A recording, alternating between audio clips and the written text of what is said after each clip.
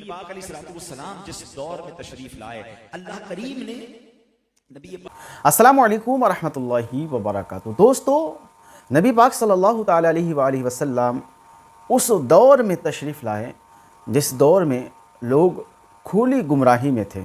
सुने इस बयान को। नबी पाक अलैहिस्सलाम जिस दौर में तशरीफ लाए, अल्लाह करीम ने नबी पाक अलैहिस्सलाम के बारे में कुरान मजीद में क्या इरशाद फरमाया, लक़द मन्नल्लाहु अलल मुमिनीना इज़ बअथ फ़ीहिम रसूला मिन अनफुसिहिम यतलू अलैहिम आयातिही व युज़क्कीहिम व युअल्लिमुहुमुल किताब वल हिकमा व इन कानू मिन क़ब्लु लफ़ी ज़लालिन मुबीन। आसान तर्जुमा कुरान कंजुल इरफान। बेशक अल्लाह ने ईमान वालों पर बड़ा एहसान फरमाया जब उनमें एक रसूल मबऊस फरमाया जो उन्हीं में से है। वो उनके सामने अल्लाह की आयतें तिलावत फरमाता है और उन्हें पाक करता है और किताब और हिकमत की तालीम देता है। अगरचे ये लोग इससे पहले यकीनन खुली गुमराही में पड़े हुए थे। ये आयत करीमा हमने कई बार सुनी होगी। जिस तरफ आज तवज्जो दिलानी है, इस आयत का एक खूबसूरत हिस्सा क्या है, वो इन कानू मिन क़ब्लु लफ़ी ज़लालिन मुबीन। अगरचे ये लोग इससे पहले यकीनन खुली गुमराही में पड़े हुए थे। यानी नबी पाक अलैहिस्सलाम की आमद से पहले अहले अरब का हाल क्या था? कुफ्र था, शिर्क था, अखलाक और किरदार बहुत पस्ती का शिकार था। ये वही लोग थे मेरे प्यारे इस्लामी भाइयों जो काबे के अंदर बुत रख के बरहना काबे का तवाफ करते थे। जिंदा इंसानों को काट कर पत्थरों के आगे उनके चढ़ावे चढ़ाए जाते थे। ऐसा अजीब मामला था कि बच्चियां पैदा होती थी और उन्हें जिंदा दफन कर दिया जाता था। माओ बहनों बेटियों की इज्जतें नीलाम होती थी। वालिद फौत होता था तो बेटा माँ को विरासत का हिस्सा समझ लेता। माअल्लाह माओं को गुलाम बनाकर बेचा जाता। अपनी माँ से ही बेटा निकाह कर लिया करता, बीवी बनाकर रख लेता। बदकारी आम थी, शराब आम थी, जुआ आम था। अल्लाह अकबर। जरा जरा सी बात पर ऐसी लड़ाइयां होती कि सैकड़ों हजारों लोग कत्ल कर दिए जाते। एक अजीब रस्म भी थी बाज माशरों में। क्या रस्म थी कि अगर उस जमाने का बादशाह मरता था ना तो उसकी लाश को दफन नहीं करते थे, किसी गार में डालते और उस गार में लजीज खाने रखते।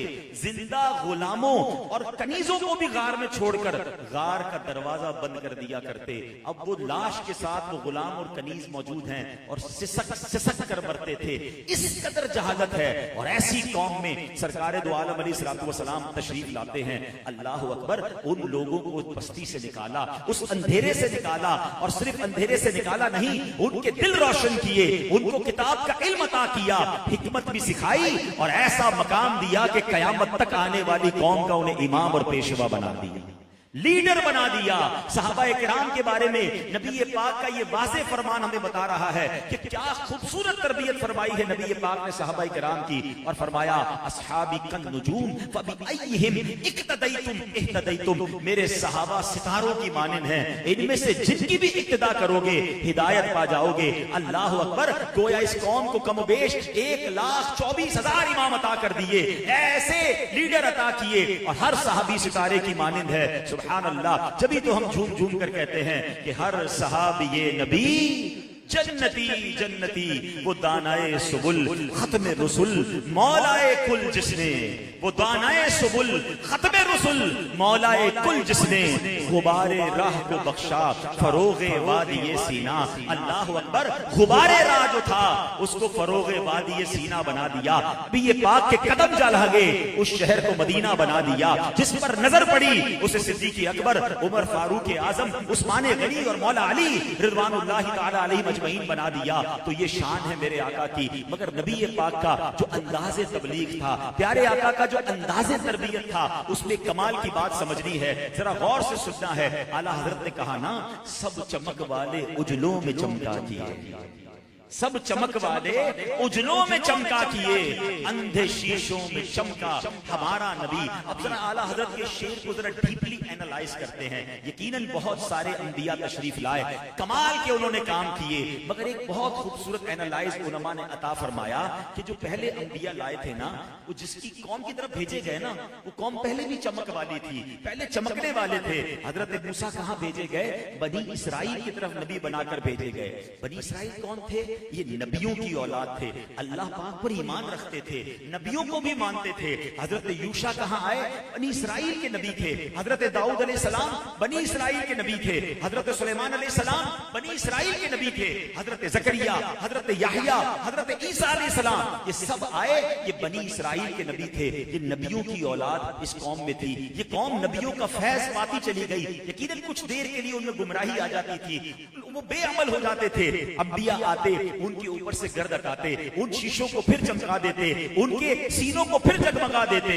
اللہ اکبر۔ اب میرے پیارے اسلامی بھائیوں، سرکار دو عالم علیہ السلام کی شان دیکھیں۔ میرے آقا اس قوم کی طرف نبی بنا کر بھیجے گئے جس کے پاس سے 4000 سال سے کوئی نبی نہیں آیا تھا۔ یہ یاد رہے، عرب پر، اہل عرب میں حضرت اسماعیل علیہ السلام کے بعد کوئی نبی اہل عرب کی اصلاح کے لیے تشریف نہیں لائے تھے۔ اب اس قوم کی حالت کیا ہو چکی تھی؟ 4000 ایئرز گزر چکے تھے، اتنے ابتر اور اتنے برائیوں میں غرق ہو چکے تھے کہ اب یہ اللہ پاک کی توحید کو نہیں مانتے تھے، نبیوں پر ایمان نہیں رکھتے تھے، آخرت کو بھی تسلیم نہیں کرتے تھے۔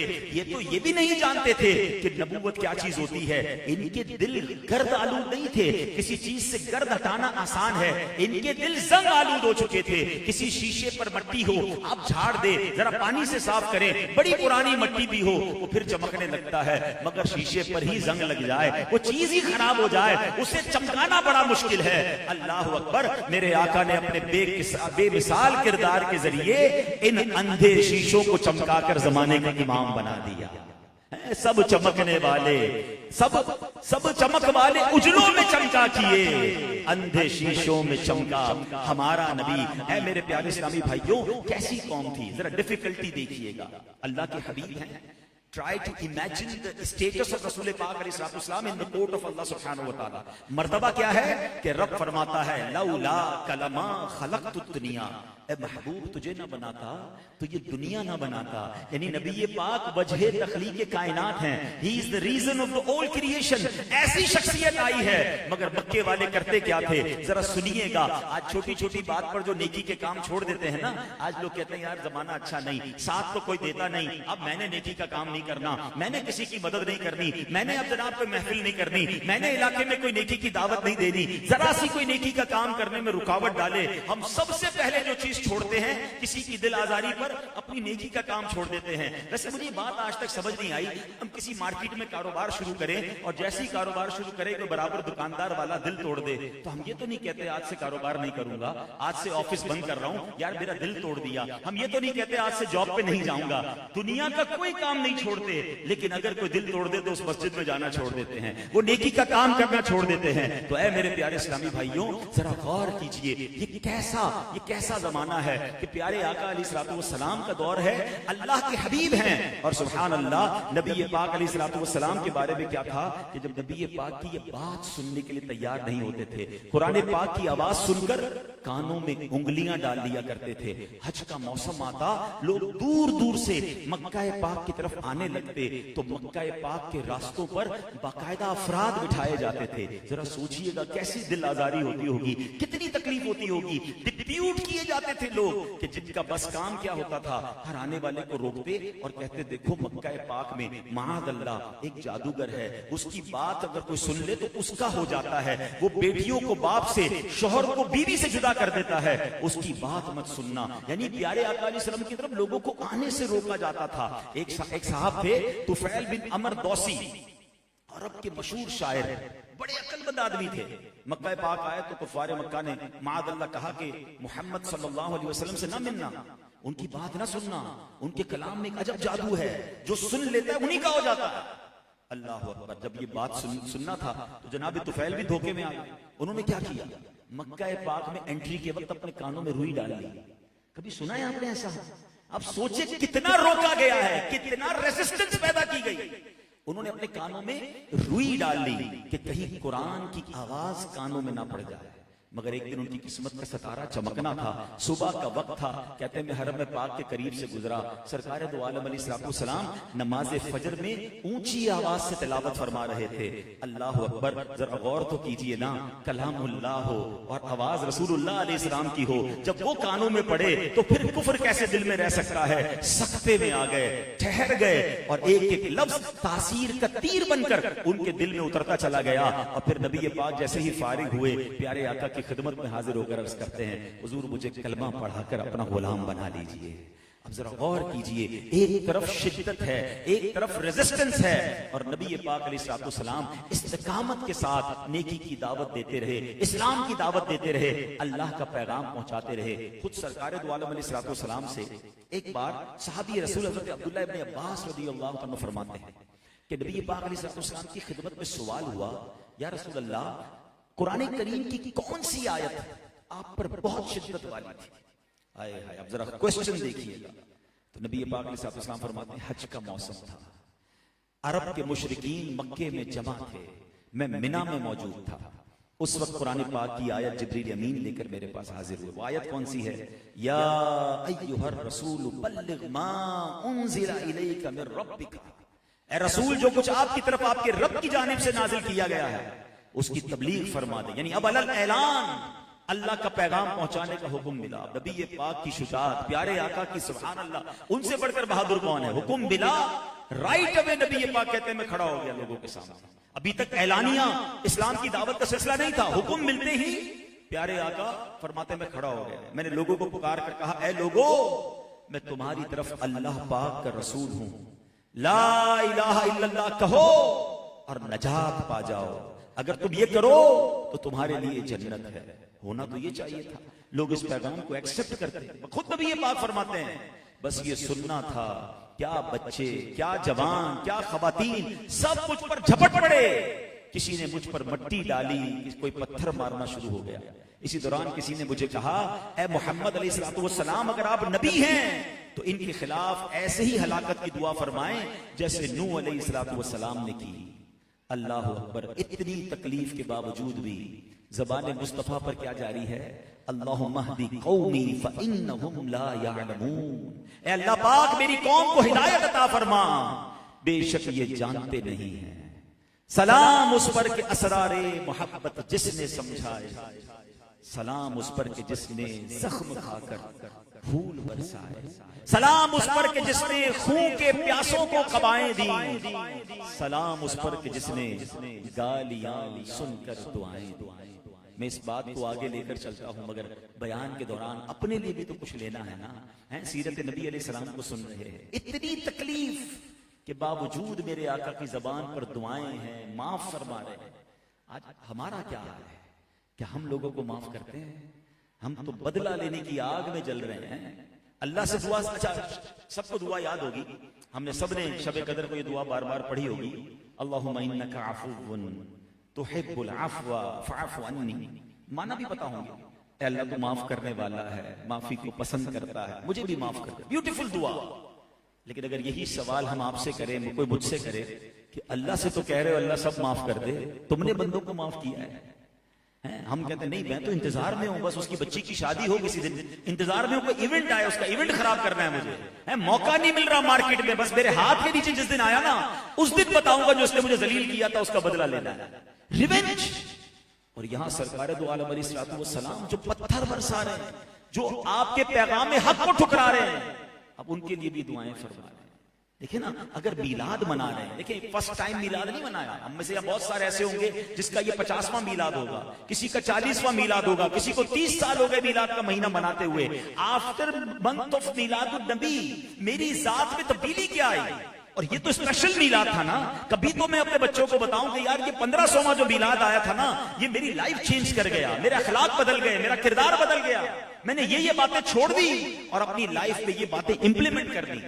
تو اس قدر تکلیف کے باوجود جو نبی پاک دعا دینے والے، تو یار میں بھی تو کبھی بھی درگزر کرنے والا بنوں، اپنی فیملی کے ساتھ، اپنے بچوں کے ساتھ، اپنے دوستوں کے ساتھ، اپنے کاروباری لوگوں کے ساتھ۔ زندگی بہت تھوڑی ہے، کب تک لڑتے رہیں گے یار، کب تک جدائیاں رکھیں گے؟ مسجد میں جاتے ہاتھ نہیں ملاتے کہ نہیں اس سے نہیں ملوں گا، اللہ کے گھر میں ہو یار، نماز پڑھنے گئے مگر دو آدمی ایک دوسرے سے نہیں ملتے، رشتے خاندان میں شادی میں آتے ہیں، بلکہ نہ محفل نعت میں آئیں گے، ایک دوسرے کو دیکھیں گے راستہ بدل لیں گے. کیوں؟ نہیں یار فلاں یہ کام کیا تھا، میں کیسا امتی ہوں، اتنی چھوٹی سی بات میرے دل سے نہیں نکل رہی، وہ بدلا، وہ ریونج کیوں ہے میرے دل میں. خدا را اس سنت کو آج لے کر جائیے، اس عمل کو آج لے کے جائیے. اگر کسی رشتہ دار کے ساتھ اتنی ساری فیملیاں جمع ہیں، پردے میں میری بہنیں موجود ہیں، اگر کسی وجہ سے میں کہتا ہوں غلطی ہو گئی، اللہ کی رضا کے لیے معاف کرے نا. غلطی پر ہی تو معافی، اگر اس کی غلطی نہیں تو پھر آپ کی معافی کیا ہے؟ دیکھیں کسی نے مسٹیک نہیں کی اور آپ کہہ رہے ہیں میں نے معاف کیا، تو پھر کس بات کی معافی؟ معافی تو ہے یہی کہ اس سے مسٹیک ہو گئی، کوئی بات، اگنور اٹ. کتنی پیاری حدیث ہے، پیاری بھی ہے، ڈرانے والی بھی ہے.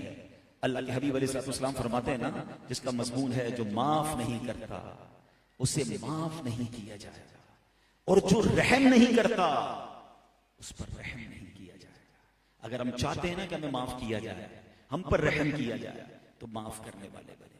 اب میں بیان کو کنکلوڈ کرتے ہوئے جس بات کی طرف لانا چاہتا ہوں کہ سرکار دو عالم علیہ السلام نے جیسے بھی حالت ہوئی آپ نے اسلام کی دعوت دی، اور یہ فریضہ پھر صحابہ نے، اس کے بعد اولیاء لے کر چلے. ریڈ کارپٹ ویلکم نہیں ملا صحابہ اور اولیاء کو بھی.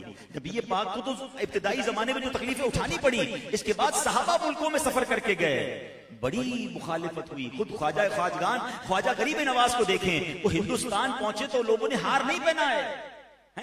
پرتھوی راج چوہان کے جناب اس کے ساتھی آتے تھے، آپ کو کبھی اٹھا رہے ہیں، آپ کو تکلیف پہنچا رہے ہیں، مگر سب نے اللہ کے نام کو، اللہ کے دین کو، رسول پاک کے پیغام کو بلند کرنے کا کام کیا. اور آج ہم پاکستان میں بڑے مزے سے مسلمان ہیں. اس پورے خطے میں جو اسلام پہنچا ہے یہ قربانیاں ہیں صحابہ کرام اور اولیاء کرام کی. تو اے میرے پیارے اسلامی بھائیوں، نبی پاک علیہ السلام کی جو سیرت ہے اس سے ہمیں یہ بھی سیکھنے کو ملتا ہے کہ ہمیں نیکی کی دعوت کا کام کرنا چاہیے. ہمیں سرکار دو عالم علیہ السلام کی اس سنت پر عمل کرتے ہوئے، کیا خوبصورت سنت ہے، یاد رہے کہ نیکی کی دعوت یہ سنت مصطفیٰ بھی ہے، سنت انبیاء بھی ہے. حضرت آدم علیہ السلام سے لے کر ہمارے آخری نبی سرکار دو عالم علیہ السلام تک جتنے بھی نبی تشریف لائے، سب کی آمد کا اصل مقصد کیا تھا؟ نیکی کی دعوت تھی، اسلام کی دعوت تھی، اللہ کی طرف بلانا تھا. اب ذرا حدیث پاک سن لیجئے، یہ کتنی بڑی نیکی ہے. مبارک ہو ان دعوت اسلامی والوں کو، مبارک ہو ان علماء کرام کو، مبارک ہو ان نیک لوگوں کو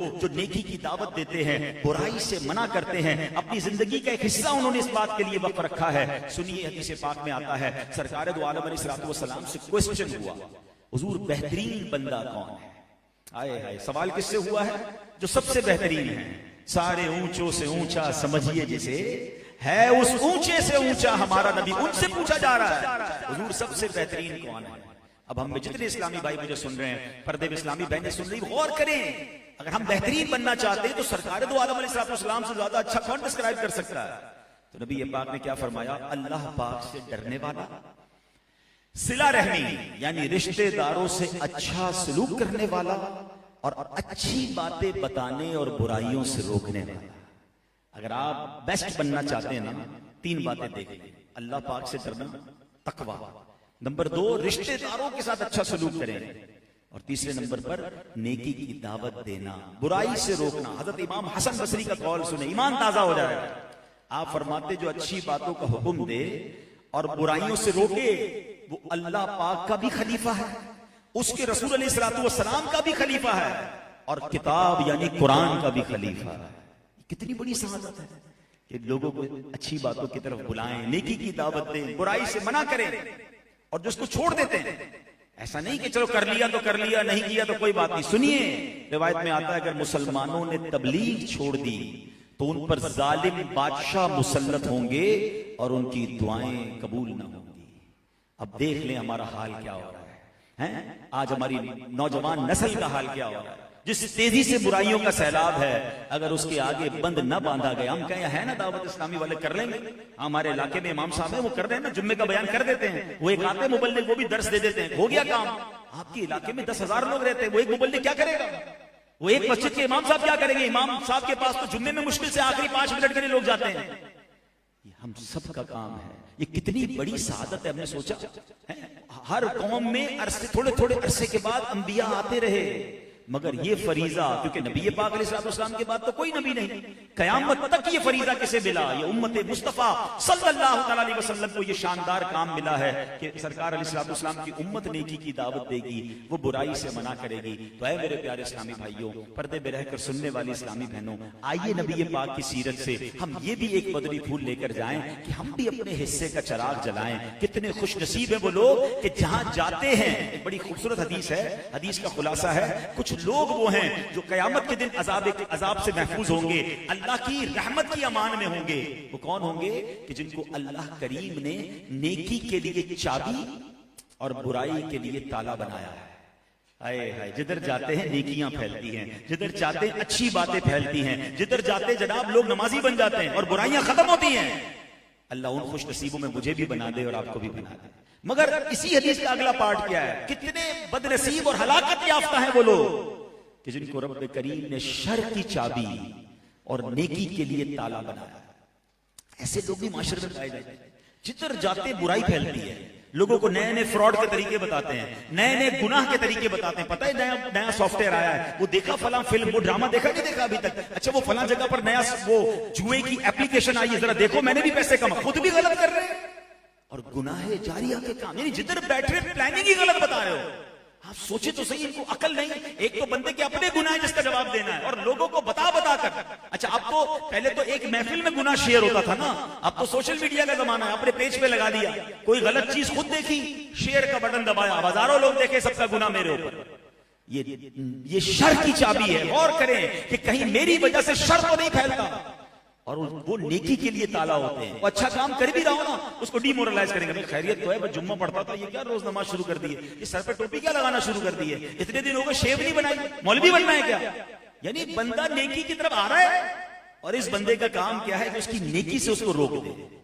پلیز اپنے آپ کو چیک کر لیں کہ میں شر کی چابی ہوں یا میں نیکی کی چابی ہوں، میں شر کے لیے تالا ہوں یا میں معاذ اللہ نیکی کے لیے تالا ہوں۔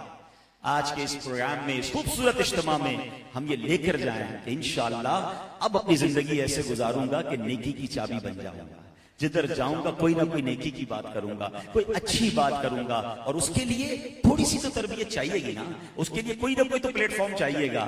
اللہ سلامت رکھے، ہمارے پاس دعوت اسلامی کا ایسا شاندار ماحول موجود ہے کہ جہاں چھوٹی چھوٹی عمر سے لوگ ماشاءاللہ درس دینا سیکھ جاتے ہیں، بیان سیکھ جاتے ہیں، کتنے لاکھوں کروڑوں لوگوں کی زندگی میں بدلاؤ آ جاتا ہے۔ تو آئیے اس ماحول کے ساتھ وابستہ ہو کر درس میں شرکت کریں، آگے جا کے پھر خود درس دیں، اپنے گھر میں درس دیں، اجتماع میں شرکت کریں، قافلوں میں سفر کریں۔ انشاءاللہ ہم بھی اس سنت پر، جو سنت انبیاء ہے، جو سنت مصطفیٰ کریم علیہ السلام ہے، سنت صحابہ ہے، ہم بھی انشاءاللہ اس پر عمل کرنے والے بن جائیں گے۔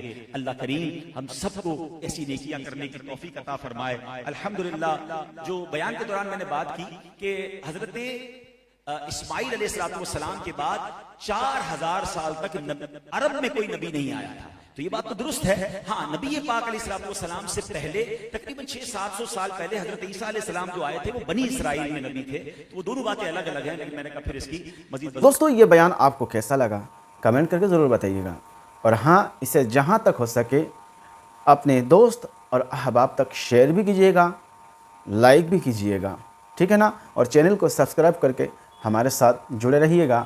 ملتے ہیں کسی اور ویڈیو میں، ہیں تب تک اپنا خیال رکھیں۔ خدا حافظ، السلام علیکم ورحمۃ اللہ۔